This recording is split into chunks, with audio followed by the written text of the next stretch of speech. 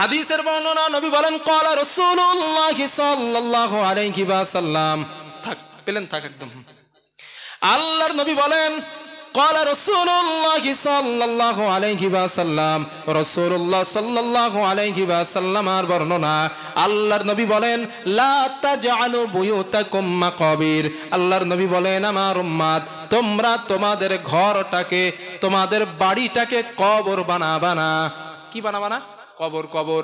আল্লাহর নবী বলেন ফা ইন্নাশ শাইতানা ইয়াফিরু মিনাল বাইতিল্লাযী তাকরাউ ফীহি সূরাতুল বাকারা। আল্লাহর নবী বলেন আমার উম্মত, যেই ঘরের মধ্যে সূরা বাকারা তেলাওয়াত করা হয়, ওই ঘর থেকে শয়তান দুষ্ট জিন চিরতরের জন্য পালিয়ে যায়। নবীর শেখানো আমল করেন, টাকা লাগবে না। বুঝতে পারছেন না? টাকা লাগবে না, নবী সেখানে আমল করেন। বাড়ি সূরা বাকারা একটু কষ্ট করে পড়েন, আপনার বাড়ি দুষ্ট জিন আসবে না ইনশাআল্লাহ। নবী বলছেন ফাইন্নাশ শাইতানা লা ইয়াফিরু মিনাল বাইতিল্লাযী তাকরাউ ফীহি সূরাতুল বাকারা। যেই ঘরে সূরা বাকারা পড়া হয়, ওই ঘরে দুষ্ট জিন শয়তান প্রবেশ করতে পারে। আল্লাহ রাব্বুল আলামিন বলেন الذين يتلون كتاب الله وأقاموا الصلاة وأنفقوا مما رزقناهم سرا وعلانية يرجون تجارة لن تبور ليوفيهم أجورهم ويزيدهم من فضله। জোরে বলেন আল্লাহু আকবার। আল্লাহ রাব্বুল আলামিন বলেন গোলাম, যেই বান্দা, যেই ইমানদার মুসলমান দুনিয়ার জমিনে কোরআন তেলাওয়াত করলো, নামাজ আদায় করলো, আমি আল্লাহ তাকে যে অর্থ সম্পদ দান করলাম, ওই অর্থ এবং সম্পদ আমি আল্লাহ রাস্তায় গোপনে এবং প্রকাশ্যে দান করলো। আল্লাহ বলেন ওরা এমন একটা ব্যবসার আশা করলো, যেই ব্যবসায় কখনো লস হয় না, লাভ আর লাভ। আমরা জানি দুনিয়ার জমিনে ব্যবসা করতে গেলে লাভ হয়, লসও। কথা বলেন হয়? একটা ব্যবসায় লাভ লস হয় না, শুধু লাভ হয়। কিসের ব্যবসা বলেন? সুদের। সুদের ব্যবসার এখনকার মানুষ তো সুদ খায় না, বলে হুজুর আমি ইন্টারেস্ট খাই, মনে করে আল্লাহ ইংরেজি বোঝে না।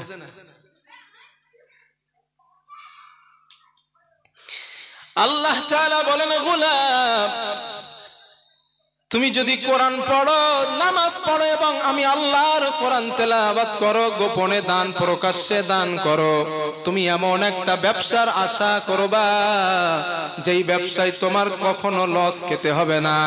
আল্লাহ বলেন ওটা কেমন ব্যবসা? লিওয়াফিয়াহুম উজুরাহুম ওয়া ইয়াজিদাহুম মিন ফাদলি।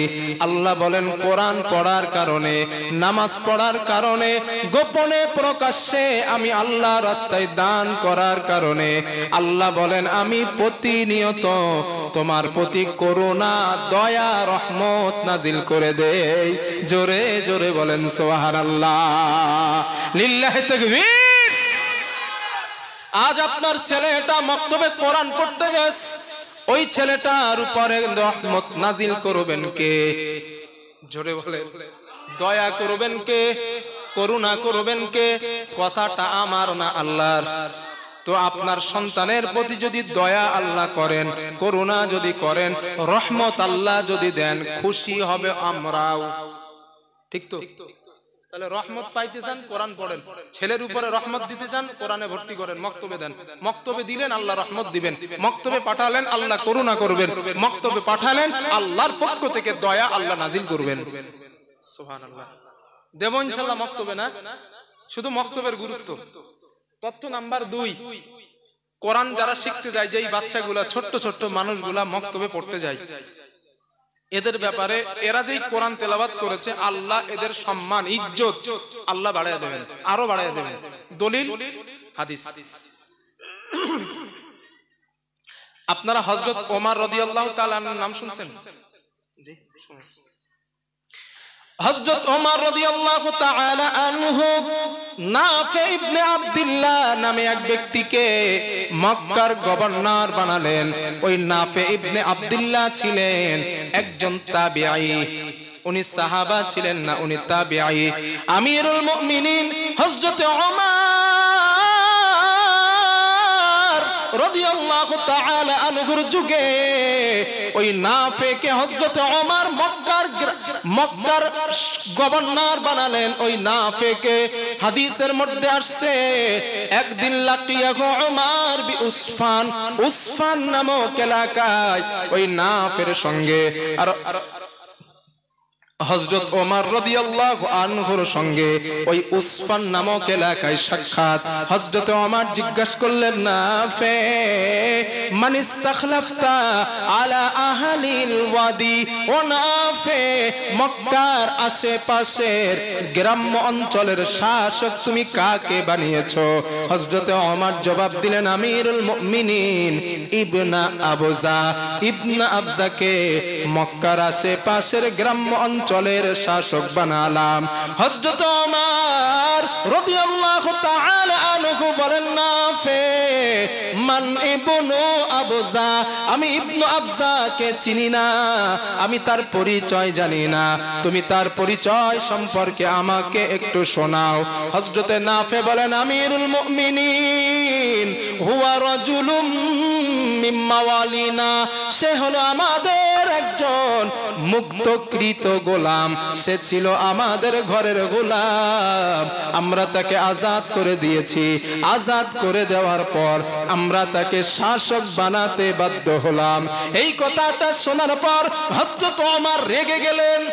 কি করছো তোমরা এটা? হ্যাঁ, শাসক বানানোর জন্য ভালো মানুষ পাও নাই, গোলামরা শাসক বানাইছো।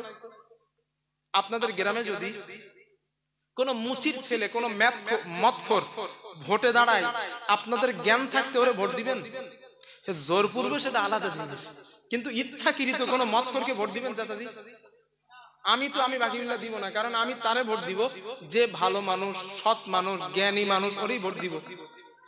হযরত ওমর রাদিয়াল্লাহু আনহু রেগে গেলেন যখন শুনলেন ওই যারা শাসক বানাইছি ও একটা গোলাম। কি করছো তোমরা এটা?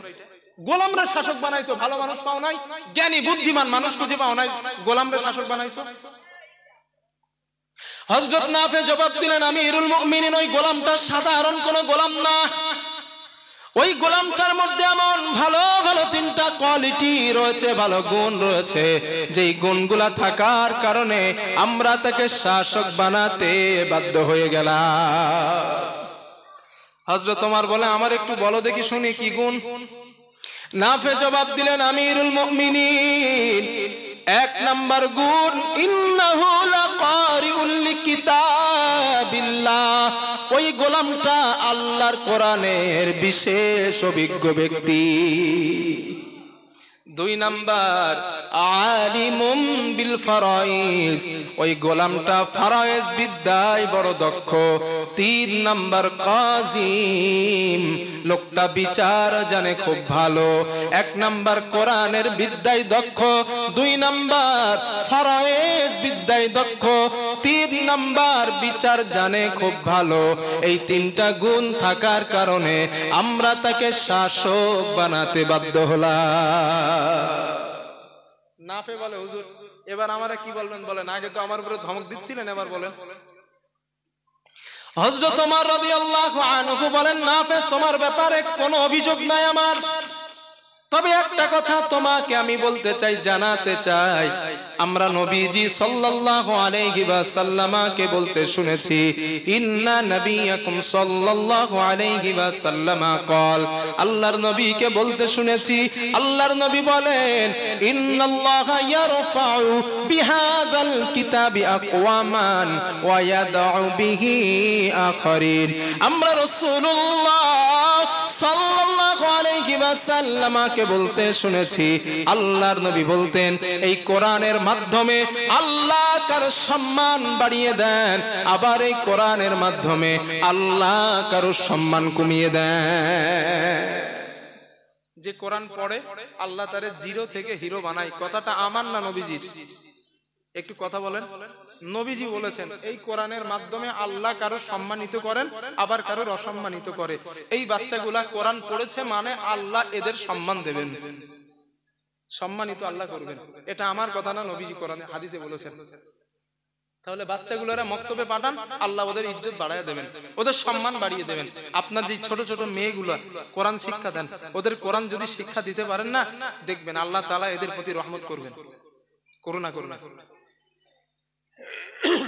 আর রাসূলের কথা বিশ্বাস করলে কাজ হবে, ইনশাআল্লাহ কাজ হবে। কোরআন তেলাওয়াতের ফজিলত নাম্বার 3, খুব মন দিয়ে শোনেন। আব্বাজান যাদের দাড়ি পেকে গেছে, সম্ভব হলে আপনারাও একটু মক্তবে যান, যদি যান লাভ কি হবে শোনেন।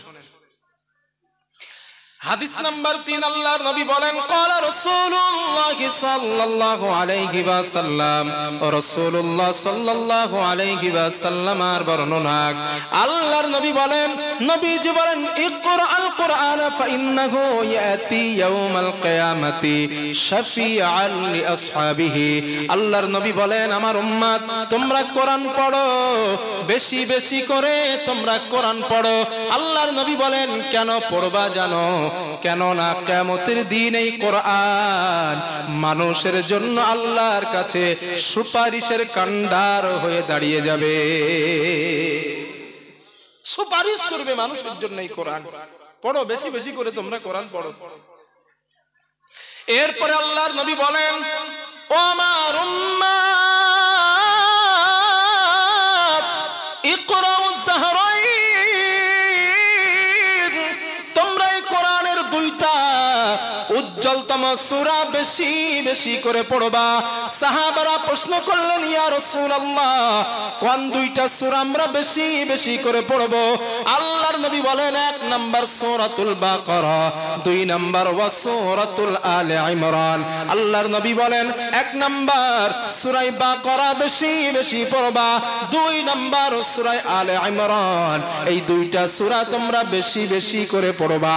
আল্লাহর নবী বলেন এই সূরা দুটো কেন পড়বা জানো?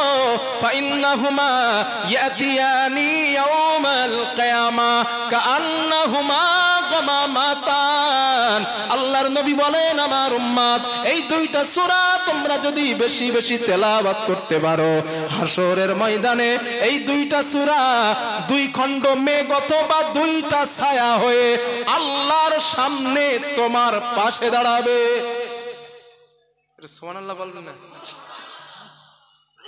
কথাটা মনে বোঝেন নাই না? ওই জন্যই ডেকোরেটর ভাই থাকলে আপনি এসে আরেকটু ইকো কমায় দেন।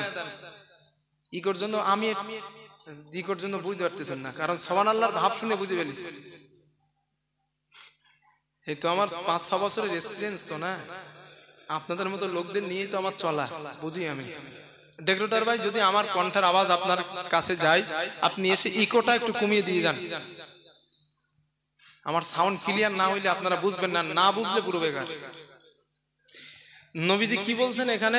এই 2টা সূরা হাসরের ময়দানে 2 খণ্ড মেঘ অথবা 2টা ছায়া হয়ে আল্লাহর সামনে তোমার পাশে দাঁড়াবে।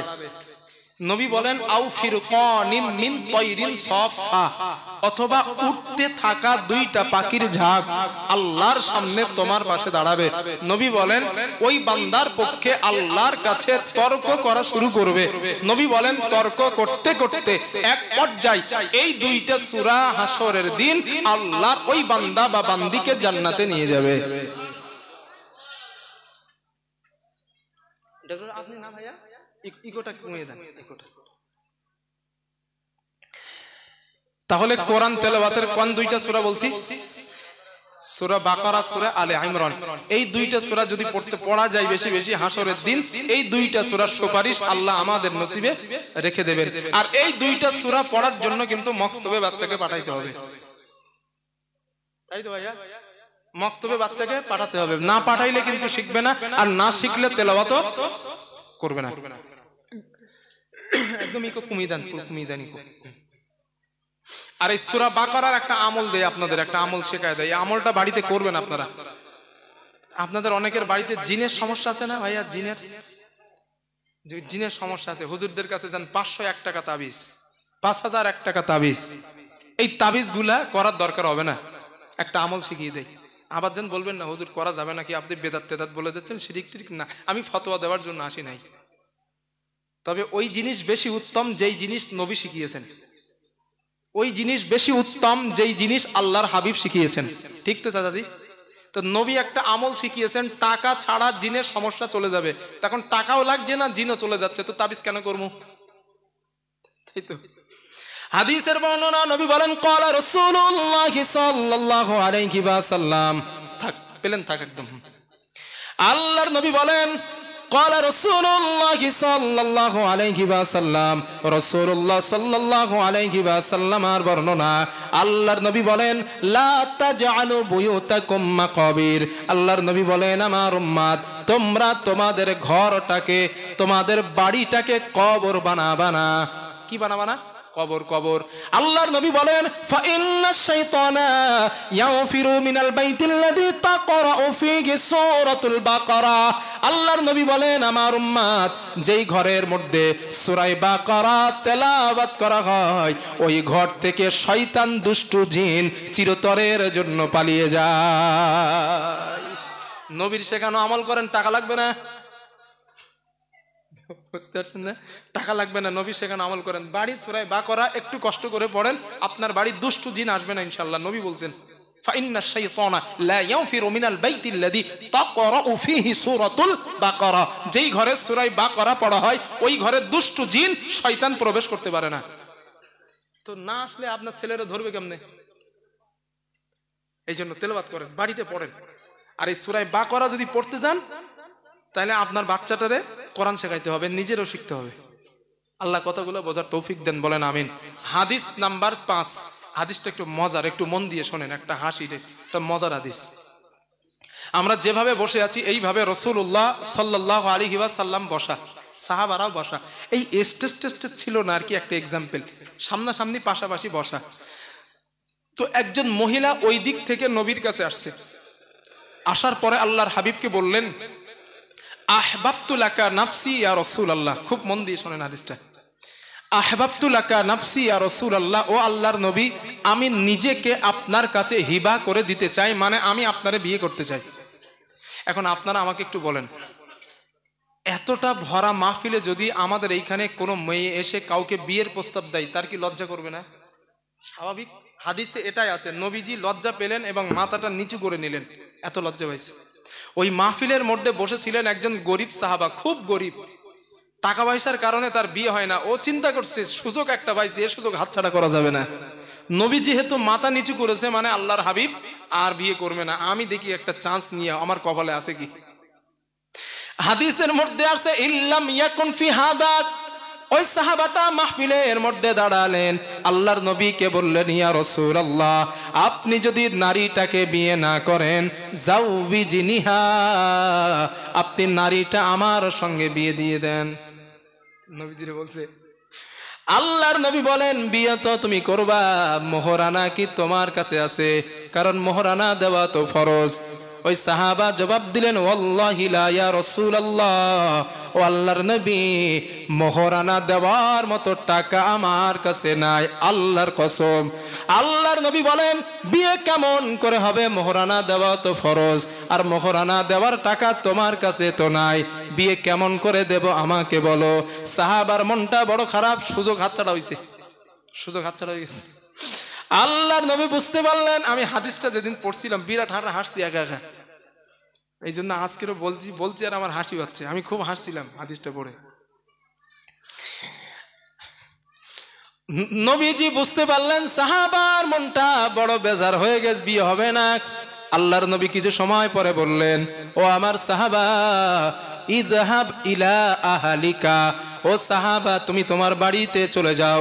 ফানজুর হাল তাজিদু ইনদিকা মিন শাই, তুমি বাড়িতে গিয়ে দেখবা কোন জিনিস যদি তুমি পাও, ওই জিনিসটা তুমি আমার কাছে নিয়ে আসবা, ওইটার বিনিময়ে আমি নবীজি নারীটার সঙ্গে তোমাকে বিয়ের ব্যবস্থা করে দিব। হাদিসে নবীজি এটাও বলেন, আল্লাহর নবী বলেন ওয়ালাউ খাতিমান বিল হাদিদ, আল্লাহর নবী বলেন ও আমার সাহাবা, তুমি যদি বাড়িতে একটা লোহার আংটিও পাও, ওই আংটিটা তুমি আমার কাছে নিয়ে আসবা। ওই আংটির বিনিময় আমি নবীজি মোহরানা ধার্য করে দিয়া নারীটার সঙ্গে তোমার বিয়ের ব্যবস্থা করে দিব। সাহাবা দেখছে সুযোগ হাতছাড়া করা ঠিক না, দৌড়ে বাড়ি গেছে। বাড়ি গিয়ে খোঁজাখোঁজ করলেন, কিছুই পেলেন না। আল্লাহর নবীর কাছে আসলেন, ইয়া রাসূলুল্লাহ, হুজুর আমার গায়ে যেই জামাটা আপনি দেখছেন, এই জামাটা ছাড়া আমার দেওয়ার মতো আর কোনো সম্পদ নাই। আল্লাহর নবী বলেন, সাহাবা, জামা দিলে তো তোমার শরীরে কি থাকবে, সুতরাং বিয়ে হবে না, তুমি চলে যাও। সাহাবাটা চলে যাচ্ছেন। আল্লাহর নবী বুঝতে পারলেন ওর মনটা তো বড় মলিন। আল্লাহর নবী আবার ডাকলেন, শোনো শোনো, এদিকে এসো। সাহাবাটা আসছে। আল্লাহর নবী বলেন, তুমি একটা কথা আমারে বলো। কি কথা? আল্লাহর নবী বলেন, ও আমার সাহাবা, তুমি কি কোরআনের কোন সূরা মুখস্থ পারো? কোন সূরা কি তোমার মুখস্থ আছে? ওই সাহাবা বললেন, ইয়া রাসূলুল্লাহ, সূরাতুন মাই, সূরাতুন কাযা ওয়া কাযা, আমার কোরআনের ওই সূরাগুলা মুখস্থ। আল্লাহর নবী বলেন, ও আমার সাহাবা, টেনশন করো না, ওই সূরাগুলা মোহরানা ধার্য করে দিয়ে এই নারীটার সঙ্গে তোমার বিয়ের ব্যবস্থা করে দিলাম। সূরাগুলো তোমার বিবিকে মুখস্থ করিয়ে দিবা, এটাই তোমার জন্য মোহরানা। তবে যুবক ভাইয়েরা, এই কথাটা বলে দেওয়া ভালো। এই হাদিসটা আছে বুখারীতে, যেটা এক্ষুনি বলছি, এটা বুখারীর হাদিস। বুখারী শরীফের হাদিসে আছে বলে যেন আবার বর্তমান জামানায় আমল করতে যায় না। যে হুজুর বুখারী শরীফের হাদিসে আছে, এবার আব্বারে বলে দিব, বা শ্বশুর যারা আছেন, বাবা, মেয়ের বাপের সঙ্গে চুক্তি হবে, দেখো হুজুরের বুখারীর হাদিস থেকে দলিল দিতেছি, মেয়ের টাকা পয়সা মোহরানা না, আমার ছেলের ঋণ না, তাই না, কুলুসুর মুখস্থ আছে, আপনার মেয়েরে মুখস্থ করাই দিবে মোহরানা শব্দ।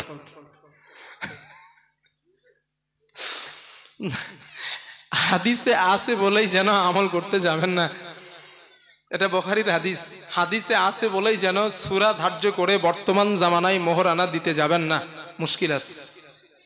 এই হাদিস আছে বলেই যদি আমল করতেই হয়, আপনার এলাকায় যারা মুফতি সাহেব আছেন তাদের কাছে যাবেন, কি বলবেন, হুজুর আমি এই হাদিসটা আমল করতে যাচ্ছি, হাদিসটা বুখারীতে আছে, হাদিসের সনদ হাসান পর্যায়ের হাদিস, তো হুজুর আমি আমল করতে চাচ্ছি, আমি কি পারবো?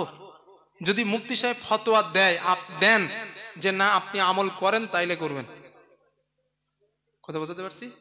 আর যে মুফতি সাহেবকে জিজ্ঞেস করবেন এই হাদিসের মূল ব্যাখ্যা কি, ওই মুফতি সাহেব জানে, সুতরাং ওই হাদিসের ব্যাখ্যায় আপনার এই অনুমতি দেবে না। যখন আপনি একা একা বুখারী মোবাইলের অ্যাপস থেকে ডাউনলোড করে একা একা বুখারী পড়তে শুরু করবেন, তখন কিন্তু ওই হাদিস আপনি আমল করা শুরু করবেন। আর এই হাদিস আমল করলে মুসিবত আছে, বলো, জমের গোল্লাই যাবে সব। কেন যাবে? একটা দৃষ্টান্ত দেই। এই হাদিসটা নবীজি বলেছেন কোন সাহাবার জন্য? অনেক ব্যাখ্যার একটা বলি। কোন সাহাবার জন্য বলেছেন? যেই সাহাবার বাড়িতে একটা আংটি পরিমাণ সম্পদ ছিল না। একটা লোহার আংটির দাম কত? খুব বেশি হলে 10 টাকা। তো 10 টাকা পরিমাণ সম্পদ ওই সাহাবার বাড়িতেও ছিল না। এই জন্য নবীজি বিবাহ দেবেন বলেই ধার্য শেষমেশ সূরাটাকে মোহরানা ধার্য করলেন। এই হাদিস তখন আমল করতে পারবেন আপনি যখন আপনার বাড়িতে 10 টাকা পরিমাণ সম্পদ থাকবে না। এবার আপনারা ফতোয়া দেন, পৃথিবীতে একটা লোক দেখান যার বাড়িতে 10 টাকা পরিমাণ সম্পদ নেই। আছে চাচাজি? নাই। তাহলে হাদিসটা আমল করবেন কেমনে? তাহলে হাদিসের মধ্যেই থাকলেই যে আমল করতে হবে, বিষয়টা এমন না। আমাদের সমাজে কিছু মানুষ আছে, তারা মানুষকে, সাধারণ মানুষকে বোকা বোঝায়। কিভাবে বোঝায়? যে এই হাদিসে আছে, আমল করতেই হবে। কিন্তু ওই হাদিসের ব্যাখ্যায় কি বলা হয়েছে, ওই হাদিসটা কোন পর্যায়ের হাদিস, এই হাদিসটা রসুলের যুগে ছিল, এই আমলটা সাহাবাদের যুগে নিষিদ্ধ হয়েছে, কেন হয়েছে, এই কেন গুলা জানে না, হাদিসে আছে, আমল করা শুরু করে দেয়। শুধু নিজেরা করে তো জাহান্নামে যাবে তা তো না, আরো জনগণরাও বলে ভাই হাদিসের এত নাম্বারে আছে, তুমি ওইটা আমল করো। ওরাও খাই করে, নিজেও খাই হয়। হুজুরি কি বলতেছেন এইসব উল্টোপাল্টা কথা? হ্যাঁ, এটাই সত্য। আর একটা এক্সাম্পল দেই, বুখারী শরীফের হাদিস খুলে দেখেন, ওলামায়ে কেরাম আছেন অনেকে, আবার রেকর্ড হচ্ছে আমার কথা, সব ওপেন ক্যামেরা, পরবর্তীতেও তো আমারে জিজ্ঞেস করবে। বুখারী শরীফের হাদিস, আব্দুল্লাহ ইবনে আব্বাস হাদিসের রাবি, নবীর চাচাতো ভাই, উনি বলেন রমজান মাসে নবী আমার বাড়িতে গিয়েছেন, চাচাতো ভাইয়ের বাড়িতে গিয়েছেন। আব্দুল্লাহ ইবনে আব্বাস রাদিয়াল্লাহু আনহু বলেন, আমি তখন ছোট মানুষ, আমি তখন ছোট, নবী আমার বাড়িতে গেছেন, রাতের বেলা নবী উঠেছেন, ইস্তেঞ্জায় যাবেন, নবীর প্রকৃতি মেটাবেন, নবী গিয়েছেন, আমি নবীর বার হবার আগে এক লোটা পানি উজুর জন্য বাইরে রেখে দিয়েছি। খুব ভালো করে এবার একটা বলছি না, বাংলাটা বলছি, মুখস্থ আছে আলহামদুলিল্লাহ আমার। তো নবীজি আসলেন এবং উজু করলেন, উজু করে নবী নামাজে দাঁড়ালেন। আব্দুল্লাহ ইবনে আব্বাস রাদিয়াল্লাহু আনহু বলেন, আমি মনে মনে করলাম আমি নবীর পিছনেও নামাজে দাঁড়াই। আমি দাঁড়ালাম, তবে নবীর বাম দিকে। কোন দিকে? বাম দিকে। আল্লাহর হাবিব আমার কান ধরে নামাজের মধ্যে ডান্ডারে আনছে। কি ধরে? হাদিসে আছে কান, কান কান ধরে বাম দিক থেকে ডান্ডারে আনছে। এখন নামাজের মধ্যে কান ধরা কি জায়েজ? কথা বলেন না কেন? কান ধরে টানা জায়েজ? তাহলে এটা বুখারীর হাদিস, হাদিসের রাবি আব্দুল্লাহ ইবনে আব্বাস। যদি হাদিস আমল করতে হয় এই হাদিস আমল করেন। যাবেন বাম ধারে দাঁড়াইলে কান ধরে নামাজে ডান ধারে আনবেন। বুঝতে পারছেন? সাধারণ মানুষের মাথায় গোবর ঢোকানো হয়। 3 নাম্বার আর একটা দৃষ্টান্ত দেই। আল্লাহর নবী সাল্লাল্লাহু আলাইহি ওয়াসাল্লাম তাহাজ্জুদের নামাজ পড়তেন। নামাজ পড়ে নবী কাইলুলা করতেন। কাইলুলা কি? ঘুম আর জাগ্রতর মাঝখান। কখনো কখনো ঘুমিয়ে যেতেন। হযরতে বেলাল যখন মসজিদে নাবাবিতে আজান দিতেন, খুব মন দিয়ে শোনেন চাচাজি, মসজিদের নাবাবিতে বেলাল আজান দিতেন, নবীজিকে ডাকতে আসতেন অধিকাংশ সময় হযরত ওমর রাদিয়াল্লাহু আনহু। সুবহানাল্লাহ বলেন। হযরত ওমর রাদিয়াল্লাহু আনহু একদিন নবীকে ডাকলেন, নবী উঠেছেন ঘুম থেকে, উজু করলেন না, মেসওয়াক করে কুলি করে নবী নামাজে ইমামতি করেছেন। ওমর বলে, দাঁড়া, আজকে নবীরে ধরবো। আল্লাহর নবী আমাদেরকে বললেন, তোমরা ঘুম থেকে উঠে উজু না করে নামাজে যাবা না, কারণ ঘুম থেকে উঠলে উজু নষ্ট হয়, ঘুমাইলে উজু নষ্ট হয়। তো নবী দেখলাম ঘুমাচ্ছিল, আমি এসে নবীরে ডাক দিছি, নবী উঠেছে, মেসওয়াক করে কুলি করেই নবী নামাজে গেছে। ব্যাপার কি? নামাজের শেষে আল্লাহর হাবিবকে ওমর জিজ্ঞেস করলেন, হুজুর ঘটনা কি? আল্লাহর নবী বললেন, ওমর ঘটনা হইল, আমি আল্লাহর হাবিব যখন ঘুমাই, আমার অন্তর ঘুমায় না, আমার চোখ ঘুমায়, আমার জেসেম ঘুমায়, আমার অন্তর সজাগ থাকে। সুবহানাল্লাহ বলবেন না? আর তোমরা যখন ঘুমাও তোমাদের অন্তর ঘুমায়, চোখও ঘুমায়, তোমাদের জেসেম শরীরও ঘুমায়। এই জন্য তোমাদের উজু নষ্ট হলে তোমরা বোঝো না। আর যেহেতু আমার অন্তর ঘুমায় না, আমি নবীর উজু নষ্ট হলে আমি বুঝতে পারি। আমার ওই দিন আজকের আমার উজু নষ্ট হয় না, আমি শিওর। ওই জন্য আমি উঠে মেসওয়াক করে নামাজে গেছি। এখন যদি বলেন হুজুর হাদিস থাকলে আমল করবো, এই হাদিসটা আমল করেন। কালকের মুফতি আব্দুল কাইম সাহেবের কাছে আমাদের দিকের মতো এখন মোটামুটি মুফতি আব্দুল কাইম সাহেব ভালো মুফতি, হিসাব তো তাই নাকি? যে যে মত পথ করেন সেটা পরের কথা, তবে ইনসাফ দিক থেকে দেখলে তো উনি ভালো একজন মুফতি সাহেব, ঠিক তো? এখন মুফতি সাহেবের কাছে যাবেন, গিয়ে জিজ্ঞেস করবেন যে হুজুর বাকি বিল্লে এসে কালে কথা বলে গে, যদি কোনো ব্যক্তি ইচ্ছাকৃত নামাজ, ইচ্ছাকৃত উজু ছাড়া, আবার ভালো করে বোঝেন, ইচ্ছাকৃত উজু ছাড়া নামাজ পড়ে, ওই ব্যক্তি কাফের হয়ে যাবে। আবার বলছি, ভুল বশত না, ইচ্ছাকৃত উজু ছাড়া নামাজ পড়ে, ইচ্ছাকৃত উজু ছাড়া নামাজ পড়ে, ওই ব্যক্তি কি হবে? কাফের হবে। এই ফতোয়া কালকে আমার বিশ্বাস না হলে জেনে নেবেন। আবার বলে দিচ্ছি, ফতোয়াটাও লেখা আছে ফতোয়া আলমগীরিতেও, এই ফতোয়াটা ফতোয়া আলমগীরিতেও লেখা আছে। এরপরেও যদি অবিশ্বাস হয়, কাল মুফতি সাহেবের কাছ থেকে জেনে নেবেন। বুঝাইতে পারছি? এখন আপনারা আমারে ফতোয়া দেন, নবী উজু ঘুম থেকে উঠছেন, আল্লাহর নবী নামাজে গেছেন, এখন এই হাদিস যদি আমল করেন, আপনি ঘুম থেকে উঠবেন নামাজে যাবেন, তাহলে উজু ছাড়া ইচ্ছাকৃত আপনি নামাজে গেছেন, ঠিক না? কথা তো এটাই, উজু ছাড়া ইচ্ছাকৃত নামাজে গেছেন, আর ফতোয়া আলমগীরির ফতোয়া অনুযায়ী আপনি কি হবেন?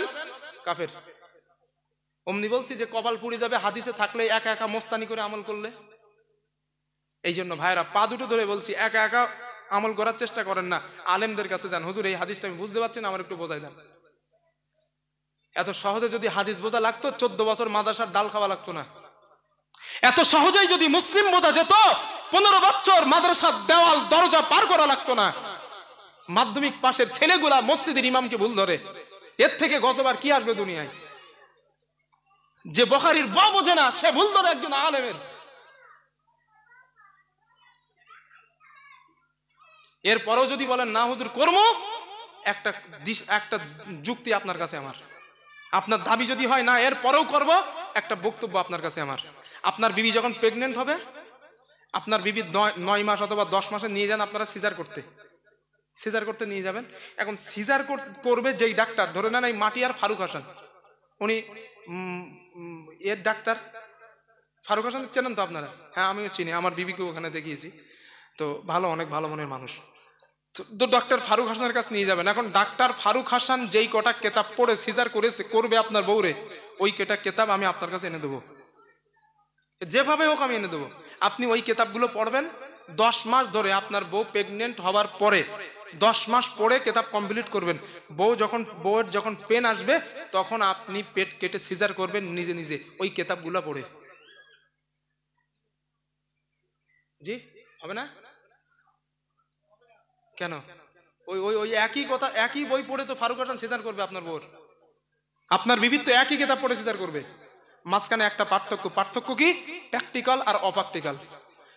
ডক্টর ফারুক হাসান সাহেব এই বই পড়ে প্র্যাকটিক্যালে তার অভিজ্ঞতা অর্জন করেছেন, এই বইয়ের ব্যাখ্যা স্বরূপ প্র্যাকটিক্যাল অর্জন করেছেন। এই জন্য আপনার বিবিও সুস্থ থাকবে, আপনার সন্তানও সুস্থ থাকবে। আর আপনি রিডিং পড়ে গেছেন, প্র্যাকটিক্যাল অর্জন করেননি, এই জন্য আপনি পড়ে সিজার করলে আপনার বউ কেল্লাবতে যাবে। ঠিক না ভাইয়া? কেল্লাবতে যাবে। ঠিক এইটা যেভাবে বুঝেছেন, হাদিস বোঝাটা ওইভাবে বোঝেন। বুখারী শরীফের হাদিসে আছে বলেই, মুসলিমের হাদিসে আছে বলেই, তিরমিজির হাদিসে আছে বলেই একা একা পড়ে মোস্তানি ফলাইবেন না, ওই বউ সিজার করার মতো হবে। ওই হাদিসের ব্যাখ্যা বোঝার জন্য আরো কেতাব পড়া লাগে। আল্লাহ কথাগুলো বোঝার তৌফিক দেন, বলেন আমিন।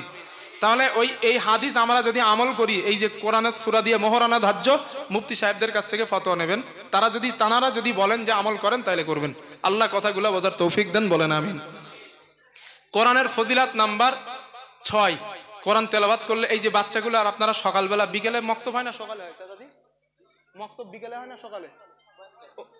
কয়েক টাইমে হয়। আচ্ছা, যখন আপনাদের বাচ্চাদের পাঠান অবস্থা কি হয় দেখেন, নবীজি বলেন, আল্লাহর নবী বলেন, ক্বালা রাসূলুল্লাহ সাল্লাল্লাহু আলাইহি ওয়াসাল্লাম, রাসূলুল্লাহ সাল্লাল্লাহু আলাইহি ওয়াসাল্লাম আর বর্ণনা, আল্লাহর নবী বলেন, ফাওয়াল্লাযী নাফসু মুহাম্মাদিন বিয়াদি, যেই সত্তার হাতে, যেই আল্লাহর হাতে আমি নবী মুহাম্মাদের প্রাণ, ওই আল্লাহর নামের কসম করে বলছি, কসম করে বলছি, কসম করে বলছি, মা মিন মুতাআল্লিমিন ইখতালিফু ইলা বাবি আলিমিন, এমন কোন তালিবুল ইলম নাই, এমন কোন ব্যক্তি নাই যেই ব্যক্তিটা কোরআন শেখার জন্য মক্তবের হুজুরের কাছে চলে যায়, হুজুর আমি কোরআন জানি না, আল্লাহর রাস্তে আপনি আমাকে কোরআনটা শিখিয়ে দেন। আল্লাহর নবী বলেন, ওই ছেলেটা অথবা মেয়েটা এখনো নিয়মিত ছাত্র হতে পারে নাই, ওস্তাদের কাছে আসে আর যায়, হুজুর আমাকে কোরআনটা শিখিয়ে দেন। আল্লাহর নবী বলেন, ইল্লা কাতাবাল্লাহু লাহু বিকুল্লি কদামিন ইবাদাতা সানাতিন। আল্লাহর নবী বলেন, একটা মানুষ একটা দিন নয়, 2টা দিন নয়, 3টা দিন নয়, একটানা 365টা দিন সারা রাত নফল নামাজ পড়লো, সারা দিন নফল রোজা করলো, ওই মানুষটার আমলনামায় যতটা সওয়াব হয়, যেই বাচ্চাটা কোরআন শেখার জন্য মক্তবে চলে যায়, আল্লাহর নবী বলেন, ওর প্রতিটা কদমের বিনিময় 1 বছরের নফল ইবাদতের সওয়াব লেখা হয়। কতটা? 1 বছর। একটা ধাপ ফেলে মক্তবে যায়, একটা ধাপ ফেলে 1 বছর নফল ইবাদতের সওয়াব। এই হাদিসে নবী আল্লাহর নামের কসম করে বলছেন। আমরা কসম কখন করি? আমি বাকি বিল্লার কাছে, কেউ 50 টাকা পাবেন, কেউ পান না অবশ্যই, একটা এক্সাম্পল, 50 টাকা কেউ পাইবেন, আপনারা আমারে বলছেন, হুজুর আপনি টাকাটা কিন্তু দিলেন না। আমি বলছি, ভাই কাল দিব। না না, আপনি প্রত্যেকদিন বলছেন কাল দিব। আমি বলছি তো ভাই কাল দিব। না, আপনি বলছেন না না, আপনি প্রত্যেকদিন বলেন কাল দিব। আমি তখন আপনার বিশ্বাসকে গাঢ় করার জন্য আমি বলছি, আল্লাহর কসম আগামী কাল আপনার টাকা দিব। আপনি তখন কি বলছেন? হুজুর মানুষ কসম করছে মানে কাল শিওর দেবে। আমি কসম কেন করলাম? আমার কথার গুরুত্ব বাড়ানোর জন্য। আল্লাহর নবী হাদিসে কসম করেছেন, ফাওয়াল্লাযী নাফসু মুহাম্মাদিন বিয়াদি, আমি নবী আমার সত্তার নামের কসম করে বলছি, যারা কোরআন শেখার জন্য যায় ওদের প্রতিটা কদমের বিনিময় 1 বছরের নফল ইবাদতের সওয়াব লেখা হয়। কেন মাহরুম হন? কেন? আল্লাহর নবী বলেন, 2 নাম্বার, ওয়াতাস্তাগফিরু লাহু মান ফিল আরদ, জমিনে যারা বিচরণ করে, আপনাদের বাড়িতে যেই হাঁস মুরগিগুলো আছে ওই হাঁস মুরগিগুলা পর্যন্ত এই মক্তবে যাওয়া বাচ্চাদের জন্য আল্লাহর কাছে দোয়া চায়, আল্লাহর কাছে ক্ষমা চায়। আল্লাহর নবী বলেন ওয়ায়ুমসি ওয়ায়ুসবিহু মাগফুরাল্লাহ, সকাল আর সন্ধ্যা এই মক্তবের বাচ্চাগুলাকে আমার আল্লাহ এদের আমলনামা পরিষ্কার করে দেন, আমার আল্লাহ এদের গুনাহগুলা মাফ করে দেয়। নবীজি বলেন 4 নাম্বার ওয়াকদামিন মাদিনাতান ফিল জান্নাহ, এই বাচ্চাগুলার প্রতিটা কদমের বিনিময় জান্নাতের মধ্যে বিরাট বড় বড় একটা সিটি নির্মাণ করে দেওয়া হয়। একটা বাড়ি নয়, একটা গ্রাম নয়, একটা প্রাসাদ নয়, আল্লাহর নবী বলেন বিরাট বড় বড় শহর নির্মাণ করা হয়। আল্লাহর নবী বলেন 5 নাম্বার ওয়া শাহিদাত লাহুল মালাইকাতু বিআন্নাহুম মুতাকাউল্লাহি মিনান নার, আল্লাহর নবী বলেন আমার উম্মত যেই বাচ্চাগুলা কোরআন শেখার জন্য চলে যায় ওদের ব্যাপারে ফেরেশতারা সাক্ষী দেন এই সব মক্তব মাদ্রাসার বাচ্চাগুলা আল্লাহর পক্ষ থেকে জাহান্নাম থেকে মুক্তি প্রাপ্ত মানুষ। দেব ইনশাআল্লাহ বাচ্চাদের মক্তবে না? ইনশাআল্লাহ বলেন, আল্লাহ সবাইরে কবুল করেন, বলেন আমিন। আর একটা হাদিসে আছে যেই বাচ্চার গোনা এবং নেকির আমল নামা তৈরি হয় নাই, আপনার অনেক ছোট মানুষ আছে দেখবেন, বাচ্চা আছে, মা নামাজ পড়তেছে সন্তানটাও সেজদা দিচ্ছে, ছোট মানুষ আছে না এরকম? আমার ছেলের বয়স এই 16 মাস 18 মাস, ওর আম্মু বা আমি যখন নামাজ পড়ি ওই পাটিতে এসে, ও তো বোঝে না আমি যেমন করি ও মাটিতে সেজদা দেয়, তো ও যখন সেজদা দেয় এইভাবে, ও তো আমাদের মতো দিতে পারে না, কোনো রকম মাথা ঠোকায়, আব্বু এরকম করতেছে, আম্মু করতেছে, আমার বাচ্চাটা এরকম করে আলহামদুলিল্লাহ। তো ওর দেওয়াটাই নবীজি বলেন যখন নাবালিকা ছেলে বা মেয়ে আল্লাহকে, আল্লাহর ইসলামের জন্য কোনো ভালো কাজ করে বা আল্লাহকে সেজদা দেয়, এই সেজদার সওয়াব আল্লাহ ওর বাপ মার আমল নামায় দিয়ে দেয়। তো আপনার বাচ্চাটা সাবালিকা নয়, নাবালিকা, এখনো আমল নামা তৈরি হয় নাই, বাচ্চা কোরআন শিখতে যায় মক্তবে, ওই বাচ্চার প্রতিটা কদমের বিনিময়ে কটা সওয়াব হয়? জোরে বলেন, 1 বছরের নফল ইবাদতের সওয়াব। এখন যেহেতু ওর আমল নামা তৈরি হয় নাই, মানে এর ওই সওয়াবটা বাপ মার আমল নামায় আল্লাহ যোগ করে দেয়। প্রিয় চাচাজিরা, আব্বা জানেরা, পাঠিয়ে দেন বাচ্চাগুলোরে। আমি বলছি না মুখের জেহাদ করি আমি এই মক্তব নিয়ে, আমি চাই প্রত্যেকটা গ্রামে পাড়ায় পাড়ায় মক্তব হোক, এটা আমার দাবি। কারণ এই হাদিসগুলো আমি জানি, মক্তবের গুরুত্ব আমি জানি। আল্লাহ আমাদের হাদিসগুলো বোঝার তৌফিক দেন, বলেন আমিন। হাদিস নাম্বার 8, মক্তবে কোরআন শেখার ফজিলত, কোরআন শিক্ষার ফজিলত, হাদিস নাম্বার 8। আল্লাহর নবী বলেন ক্বালা রাসূলুল্লাহ সাল্লাল্লাহু আলাইহি ওয়াসাল্লাম, রাসূলুল্লাহ সাল্লাল্লাহু আলাইহি ওয়াসাল্লামের বর্ণনা, আল্লাহর নবী বলেন ইন্না লিল্লাহি আহলিনা মিনান নাস, আল্লাহর নবী বলেন আমার উম্মত তোমাদের মাঝে, মুমিন উম্মতের মাঝে যেই বান্দা অথবা বান্দিটা, আল্লাহর নবী বলেন মানুষের মাঝে কিছু মানুষ এমন আছে যারা আল্লাহর পরিবার, আল্লাহর পরিবার, আল্লাহর পরিবার। সাহাবারা প্রশ্ন করলেন মানহুম ইয়া রাসূলুল্লাহ, ও আল্লাহর নবী আপনি আমাদেরকে বলেন আল্লাহর পরিবার কারা, আল্লাহর আস্থাভাজন কারা? নবী আপনি আমাদেরকে বলেন। আল্লাহর নবী বলেন আহালুল কোরআন হুম আহালুল্লাহ ওয়া খাসাতুহু, আল্লাহর পরিবার হলো তারা দুনিয়ায় কোরআনুল কারীম তেলাওয়াত করে যারা। আল্লাহর কোরআন পড়েন, আল্লাহর পরিবারের সদস্য হয়ে যাবেন, আল্লাহ তৌফিক দেন, বলেন আমিন। কোরআন তেলাওয়াতের ফজিলত নাম্বার 9 না চাচাজি? 9। আপনার বাচ্চাটা যদি কোরআন পড়ে রাত্রে উঠে কোরআন পড়তে বলবেন, ওর ঘুম ভেঙছে, আরো নিজে নিজেই পড়বে। ও যখন নতুন নতুন কোরআন শিখবে না, ঘুম ভেঙে ঘুম আসছে না, দেখবেন একা একা পড়বে। আপনারা পড়বেন রাত্রে উঠে, যদি পড়েন একটা লাভ আছে। কি লাভ? হাদিসটা শোনেন। আল্লাহর নবীর সাহাবা হযরত উসাইদ ইবনে হুযাইর রাদিয়াল্লাহু তাআলা আনহুর বর্ণনা, তিনি বলেন নবীজির সাহাবা হযরত উসাইদ বলেন একদিন রাতের বেলা হঠাৎ আমার ঘুমটা ভেঙে যায়। আমার ঘুমটা ভেঙে যাওয়ার পর আমি আমার ঘোড়ার আস্তাবলের মধ্যে, যেখানে ঘোড়াটা বাঁধা হয়, ওই ঘরের মধ্যে আমি কোরআন তেলাওয়াত করতেছিলাম। আমি হঠাৎ তেলাওয়াত শুরু করার পর ইদ জালাত ফারসুহু, আমার ঘোড়াটা লাফানো শুরু করলো। হযরতে উসাইদ বলেন, আমি সাথে সাথে কোরআন তেলাওয়াত করা বন্ধ করলাম, আমার ঘোড়ার লাফানোটা বন্ধ হয়ে যায়। সুম্মা জালাত আইযান, আমি আবার কোরআন তেলাওয়াত করা শুরু করলাম, আমার ঘোড়াটা আবার লাফানো শুরু করে দেয়।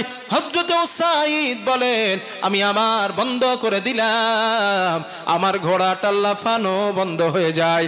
হযরতে উসাইদ বলেন, আমার ভয় হচ্ছিল ওই ঘোড়ার পায়ের কাছে খশিতু আন তাতা ইয়াহইয়া, আমার ছোট্ট একটা সন্তান যার নাম ইয়াহইয়া, ওই ছেলেটা ঘুমাচ্ছিল। আমার দুইটা কোনো ঘর নাই, একটাই মাত্র ঘর, ওই ঘরের মধ্যে আমার ঘোড়াটা বাঁধা, ওই ঘরের মধ্যে আমার ছেলে ইয়াহইয়াও ঘুমায়, আর ওই ঘরের মধ্যে আমি কোরআন পড়তেছিলাম। আমি ভয় পেয়ে গেলাম ঘোড়ার লাফালাফির কারণে আমার ইয়াহইয়ার কোনো ক্ষতি হয়ে যায় কিনা, এই চিন্তা করে আমি কোরআন তেলাওয়াত করাটা বন্ধ করে দিলাম। হযরত উসাইদ বলেন, আমি কোরআন তেলাওয়াত বন্ধ করে দেওয়ার পর আমার মাথাটা আকাশের দিকে উঁচা করে তাকালাম। আমি তাকায়া দেখতে পেলাম অসংখ্য জোনাকি পোকার মতো আলো আমার চোখের সামনে আসে আবার চলে যায়, আসে আবার চলে যায়, আসে আবার চলে যায়। হযরতে উসাইদ বলেন, আমি কিছুই বুঝলাম না।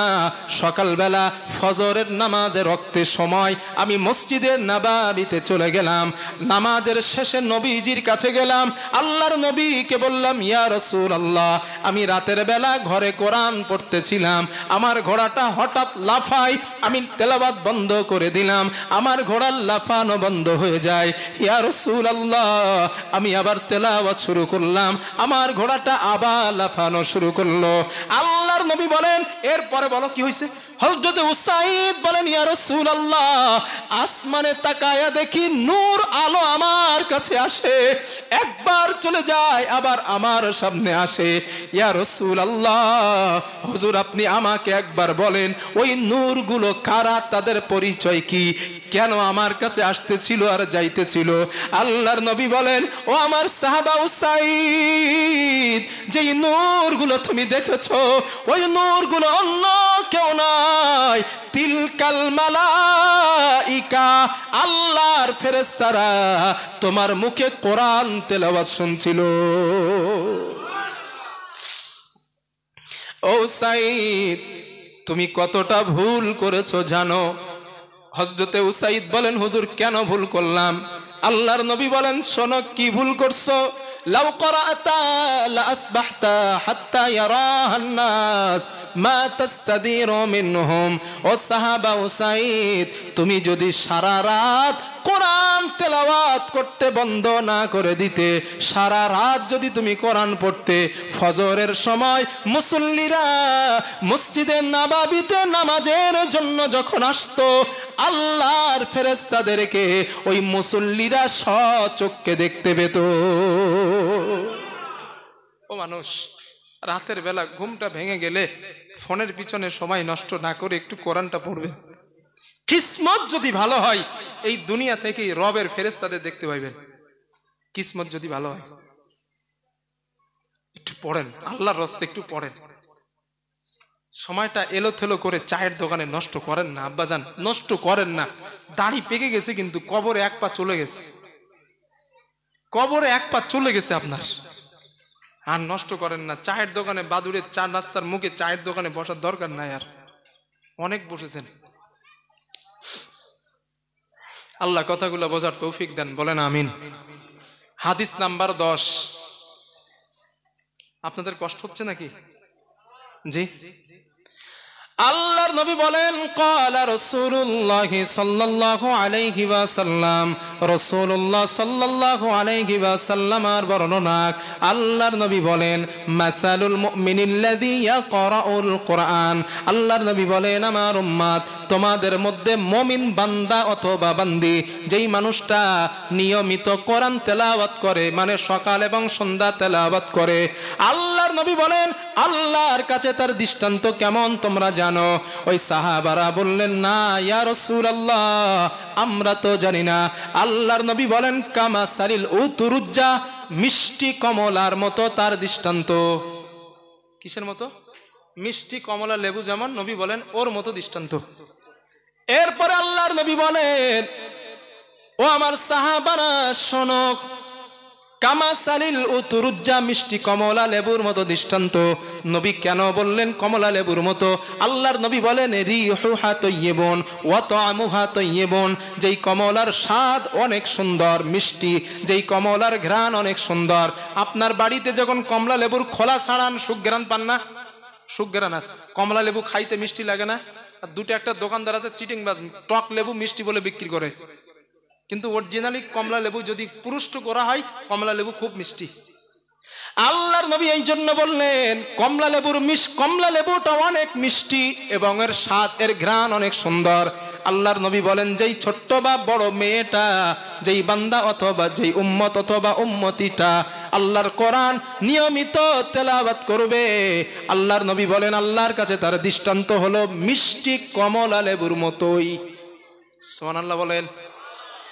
এবার যারা আমরা কোরআন পড়ি না, আমাদের ব্যাপারে নবী কি বলে দেখেন, যারা কোরআন পড়তে পারেন না তাদের ব্যাপারে আল্লাহর নবী বলেন ওয়া মাসালুল মুমিনিল্লাযী লা ইয়াকরাউল কুরআন, আল্লাহর নবী বলেন আমার উম্মত তোমাদের মধ্যে যেই মানুষটা কোরআন তেলাওয়াত করে না, আল্লাহর কাছে তার দৃষ্টান্ত কেমন তোমরা জানো?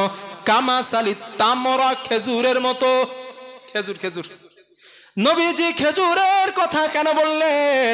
আল্লাহর হাবিব বলেন খেজুরের কোনো ঘেরান নাই, খাইতে স্বাদ আছে, খেতে স্বাদ আছে, কিন্তু খেজুরের কোনো ঘেরান নাই। আল্লাহর নবী বলেন আমার উম্মত যেই মানুষটা কোরআন তেলাওয়াত করে না, ওই মানুষটার দৃষ্টান্ত আল্লাহর কাছে ওই খেজুরের মতো, মানে ঈমান থাকার কারণে আল্লাহর কাছে তার স্বাদ আছে, কোরআন না পড়ার কারণে আল্লাহর কাছে ওর কোনো ঘেরান নাই। আল্লাহ যেন আমাদের এই মিষ্টি কমলা লেবুর মতো ইমানদার হবার তৌফিক দেন, বলেন আমিন। আমাদের বাচ্চাগুলাকেও যেন এমন মিষ্টি কমলা লেবুর মতো বাচ্চা বানানোর তৌফিক আল্লাহ আমাদেরকে দেন, বলেন আমিন। আরো জোরে বলেন আমিন। হাদিস নাম্বার 11, আল্লাহর নবী বলেন ক্বালা রাসূলুল্লাহ সাল্লাল্লাহু আলাইহি ওয়াসাল্লাম, রাসূলুল্লাহ সাল্লাল্লাহু আলাইহি ওয়াসাল্লামের বর্ণনা, আল্লাহর নবী বলেন যেই মানুষটা তোমাদের মধ্যে দিনে 5 ওয়াক্ত নামাজ আদায় করলো। কত ওয়াক্ত? 5। আল্লাহর নবী বলেন 5 ওয়াক্ত নামাজ আদায় করলো, আল্লাহর নবী বলেন লাম ইয়াকুব মিনাল গাফিলিন, আমার আল্লাহ ওই বান্দা অথবা বান্দির নামটা গাফিল বান্দাদের খাতায় লেখেন না। সুবহানাল্লাহ বলেন। যে 5 ওয়াক্ত নামাজ পড়ে ওই ব্যক্তি গাফেল না।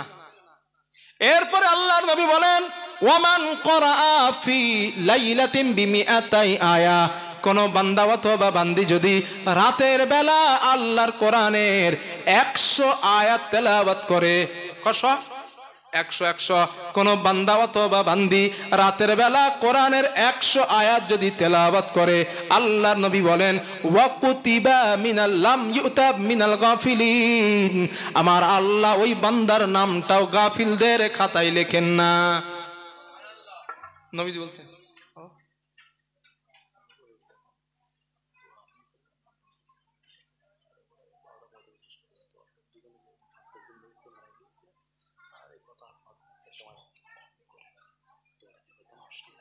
আমি সেইভাবে বলে যাচ্ছি,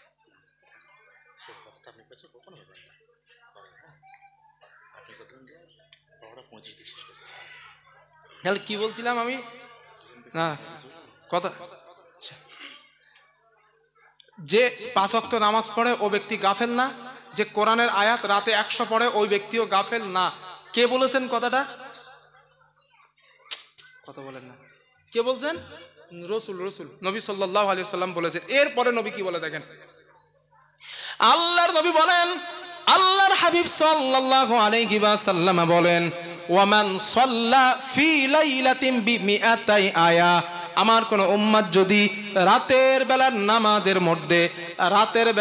নামাজের মধ্যে কোরআনের 100 আয়াত পড়ে, নবী বলেন ওয়া কুতিবা মিনাল কানিতিন, আমার আল্লাহ ওই বান্দার নামটা আল্লাহর অনুগত বান্দাদের লিস্টে লিখে দেয়।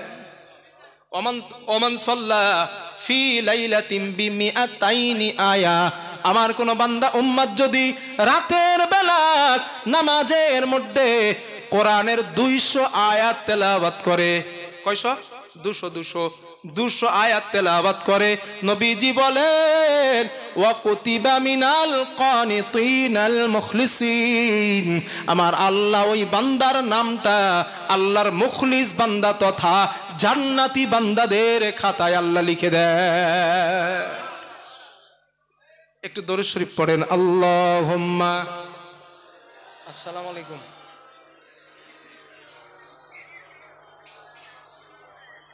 এই নামবো, আমি এবার নামবো। ঠিক আছে, নেমে আসছি আমি।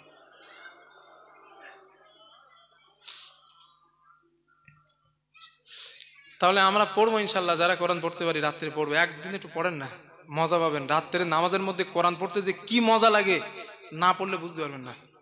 আর একটা হাদিস শোনেন, এত সময় তো শুনিয়েছি কোরআন পড়তে হবে, এবার যদি না পড়েন একটা হাদিস বলি। আল্লাহর নবী বলেন, ক্বালা রাসূলুল্লাহ সাল্লাল্লাহু আলাইহি ওয়াসাল্লাম, রাসূলুল্লাহ সাল্লাল্লাহু আলাইহি ওয়াসাল্লাম আর বর্ণনা, আল্লাহর নবী বলেন, ইন্নাল্লাযী লাইসা ফি জাওফিহি শাইয়্যুম মিনাল কুরআনি কাল বাইতিল খরিদ আও কামা ক্বালা আলাইহিস সালাম। আল্লাহর নবী বলেন, আমার উম্মত তোমাদের মধ্যে যেই মানুষটা কোরআন তেলাওয়াত করে না, মানে যার সিনার মধ্যে কোরআন নাই, যার মগজের মধ্যে কোরআন নাই, মানে কোরআন জানে না, আল্লাহর নবী বলেন ওর দৃষ্টান্ত কেমন তোমরা জানো? নবীজি বলেন, একটা বিরান বাড়ি, ছাড়া বাড়ি, যেই বাড়িতে 10 বছর মানুষ নাই, আপনারা বলেন ওই বাড়িতে কি থাকবে? হ্যাঁ, সামসিকা শয়তান। সাহাজির বিরাট রাগ যে সামসিকের উপরে, জিন, পোকামাকড়, সামসিকে, শয়তান ইত্যাদি, এক কথায় নোংরা আবর্জনা যা কিছু আছে ওই ঘরে তাই থাকবে, কারণ মানুষ থাকে না, পরিষ্কার করা, সাফ করার কেউ নাই। নবীর দৃষ্টান্তটার গুরুত্ব দেন। আল্লাহর নবী বলেন, যেই ঘরে মানুষ থাকে না, বিরান বাড়ি, ছাড়া বাড়ি, ওই বাড়িটার যেমন দৃষ্টান্ত, আল্লাহর নবী বলেন যার স্মৃতির মধ্যে, যার মগজের মধ্যে, যার দেহের মধ্যে আল্লাহর কোরআন থাকে না, ওর দেহটাও ঠিক তেমন। আরেকটু পরিষ্কার করি, যেই ছেলেটা মদ খায় ওর কাছে খবর নেন, ওই ছেলেটা কোরআন পড়তে পারে না। এবার আপনারা ফতোয়া দেন, মদ খাওয়া ভালো না খারাপ? জোরে বলেন। খারাপ। তাহলে খারাপ, নবী বলেন খারাপ জিনিস তার মধ্যে আসে যে কোরআন জানে না, মানে মদ খারাপ ওই ব্যক্তিটার মধ্যে প্রবেশ করে। জিনা খারাপ না ভালো? খারাপ। যেই ছেলেটা কোরআন জানে না, জিনা করতে গেলে একবারও তার বুক কাঁপবে না, কারণ খারাপ জিনিস তার মধ্যেই থাকে, এটা নবী বলছেন। চুরি করা খারাপ, যেই ছেলেটা কোরআন জানে না ওই ছেলেটা চুরি করতে ভয় পাবে না, কারণ নবী বলেন খারাপ জিনিস ওর মধ্যে থাকে যার মধ্যে কোরআন থাকে না। বুঝতে পারছি তো ভাইয়া? এই জন্য যে টেন্ডারবাজ, যে মস্তান, যে জেনাখোর, যে মদখোর, যে ফেরেববাজ, যে সমাজের নিকৃষ্ট সন্তান, ওর কাছে খবর নেন, ও আল্লাহর কোরআন পড়তে পারে না। সন্তানরে যদি মানুষের মতো মানুষ বানাইতে চান, কোরআন শিক্ষা দেন, এর বিকল্প রাস্তা নাই। এই জন্য এ কথা আমি বলি, মায়ের পেট থেকে জন্ম নিলেই মানুষ হয় না। মায়ের পেট থেকে আসলেই তারে মানুষ বলা হয় না, মানুষ বানাইতে হয়। বাঘের পেট থেকে আসলেই বাঘ হয়, গরুর পেট থেকে আসলে গরু হয়, ছাগলের পেট থেকে আসলে ছাগল হয়, কিন্তু মানুষের পেট থেকে জন্ম নিলে চাচাজি মানুষ হয় না। দেখতে মানুষের মতো হতে পারে, কিন্তু মানুষত্ব যার মধ্যে নাই তারে মানুষ বলা যায় না। সে মানুষ না, তারে মানুষ বানাইতে হয়। আর মানুষ বানানোর জন্য ইসলামের বিকল্প কোনো রাস্তা নাই, এটাই সত্য। ইসলামের বিকল্প, কোরআনের বিকল্প, মানুষ বানানোর জন্য বিকল্প কোনো রাস্তাই নাই। যদি মানুষ বানাইতে চান মক্তবে দেন, কোরআন শিক্ষা করান, বাংলা তাফসির গুলো আছে বাচ্চাগুলারে একটা টাইম 1 ঘন্টা হলেও পড়ান, বলছি না যে স্কুলে দেন না, প্রাইভেটে দেন না, না না না, এগুলো না। যে সময়টা ফাও নষ্ট করতেছেন ওই সময়টা মোবাইল না দিয়া একটা তাফসির ইবনে কাসির বাংলায় লেখা আছে, একটু বাচ্চার একটা গল্প শোনান, নবী ইউসুফ আলাইহিস সালামের গল্পটা শোনান, নবী মুসা আলাইহিস সালামের গল্প শোনান। কিতাবের মধ্যে ওয়ানজালনা আলাইকাল সূরা ইউসুফের আয়াতটা কি আছে, হাদাল কসাস নাহনু নাকুসসু আলাইকা আহসানাল কসাস। ও নবী, আমি আপনার কাছে যেই কিতাব নাজিল করছি এর মধ্যে উত্তম সুন্দর কাহিনীও নাজিল করেছি। সুবহানাল্লাহ বলেন। তো উত্তম কিসাস কাহিনী আল্লাহ নাজিল করেছেন কোরআনের মাধ্যমে, আর আমরা কাহিনী খুঁজে পাই না, সব গোপাল ভাঁড়ের গল্প বাচ্চাদের শোনাই, গোপাল ভাঁড়ের গল্প শোনায় না, এগুলো বাদ দেন। কোরআনের মধ্যে কাহিনী আছে, বাংলায় লেখা আছে। মা আপনারা যারা আমার কথা শুনছেন, আপনারা বাচ্চাদেরকে ওইভাবে মানুষ করেন, কারণ একটা সন্তান সুশিক্ষায় শিক্ষিত হবে, একটা সন্তান পূর্ণাঙ্গ মানুষ রূপে গড়ে উঠবে তার বাপ মার কারণেই। তার বাপ মার জন্যই সন্তান মানুষ হবে, অমানুষ হবে। মা যদি আলিফ লাইলা সিরিয়াল নিয়ে ব্যস্ত থাকে, সন্তান তো আলিফ লাইলাই হবে বড় হবার পর। আর বাবা যদি চায়ের দোকানে এক হাতে গেলাস আর এক হাতে বিড়ি টানে আর দেখে ফু যাই কদ্দূর, ওই রকম ধরনের আব্বা যদি হয়, সন্তানও তো বিড়ি করবে। আপনি ভালো হন, আপনার বিবিরে ভালো করেন, সন্তান এমনি ভালো হবে। দোষ সন্তানদের না, দোষ আমাদের মতো গার্জেনদের। সন্তানকে ভালোভাবে সুশিক্ষায় শিক্ষিত করেন, ভালোভাবে ইসলামের উপরে ভিত্তি করে সন্তানকে গড়ে তোলেন, দেখবেন আপনার সন্তান বুড়ো বয়সে আব্বা মারে হ্রাস করবে না। আমার কথা মনে রেখে দেবেন, লাভ হবে ইনশাল্লাহ। তো আমার ভাইয়েরা, আমার আব্বা জানেরা, এই হলো মক্তবের মোটামুটি একটা গুরুত্ব, মক্তবের মোটামুটি একটা গুরুত্ব। এবার যে কটা হাদিস বলেছি আপনাদের বাচ্চাদের দেবেন বলে মনে হয় মক্তব ইনশাল্লাহ? একটু বলেন না ইনশাল্লাহটা। দুই একজন বলতেছেন, মানে যাদের পড়ে ওদের বলতেছে, আর যাদের যায় না ওনারা বলতেছে না। না চাচাজি, দাদু জানারা আছেন, নাতিগুলারা দেন। আপনার ছেলে কথা না শুনলে আপনি তো বুড়ো বিরুদ্ধা হয়ে গেছেন। দাদু ভাই জানারা আছেন, আপনি বলেন না আমার নাতি কোরআন শিখতে যাবে, কোরআন শিখুক, কোরআন শেখান, কোরআন শেখান। কোরআন হলো একটা নূর, কোরআন হলো একটা আলো। আল ইলমু নূরুম মিন ইলাহি, ইলম হলো আল্লাহর পক্ষ থেকে একটা আলো, কোরআন হলো আল্লাহর পক্ষ থেকে একটা আলো। তো যার সিনাই কোরআন চলে যায়, আল্লাহ ওকে নূরান্বিত করে দেয়। তো কেন দিবেন না বাচ্চারা শিখতে কোরআন? হাসরের দিন নবী কি বলে জানেন? আল্লাহর আরেকটা হাদিস শোনেন, ক্বালা রাসূলুল্লাহ সাল্লাল্লাহু আলাইহি ওয়াসাল্লাম, নবীজি বলেন, আল কোরআনু শাফিউম মুশাফফা, কোরআন এমন সুপারিশকারী যার সুপারিশ হাসরের ময়দানে কবুল করা হবে। ওমান জাআলাহু আমামা, আর যে কোরআন অনুযায়ী জীবন পরিচালনা করে, রাষ্ট্র জীবন, সামাজিক জীবন, পারিবারিক জীবন, আন্তর্জাতিক জীবন, অর্থনৈতিক জীবন এবং ব্যক্তিগত জীবন, প্রত্যেকটা মানুষের জীবনে 6টা দিক থাকে। এই 6টা দিক যে কোরআন অনুযায়ী পরিচালনা করে, নবী বলেন কদাহু ইলাল জান্নাহ, কোরআন টানতে টানতে টানতে ওকে জান্নাতে নিয়ে যাবে। আর কোরআন কেমন কিতাব? কোরআন সুপারিশ করবে, আল্লাহর কাছে অনুমতি লাগবে না, অনুমতি ছাড়াই সুপারিশ করবে। কিন্তু মুহাম্মদ সাল্লাল্লাহু আলাইহি ওয়াসাল্লাম সুপারিশ করতে চাইলে আল্লাহর কাছে অনুমতি নেওয়া লাগবে। এই হাদিসটা বুখারীতে আছে, হাদিসটা খুব লম্বা, হাদিসটা অনেক বড় হাদিস। এই হাদিসটা বুখারীতে আছে, নবী সুপারিশের অনুমতি পাবে, কিন্তু পাওয়ার আগে আল্লাহর কাছে অনুমতি নেওয়া লাগবে। কথা বুঝতেছেন না? কিন্তু কোরআন এমন কিতাব, আল্লাহর কাছে অনুমতি নেবে না, ডাইরেক্ট সুপারিশ করবে বান্দার জন্য। আল্লাহ যেন আমাদের ওই কোরআনগুলো বোঝার এবং আমল করার তৌফিক দান করেন। সকলে বলেন আল্লাহুম্মা আমিন।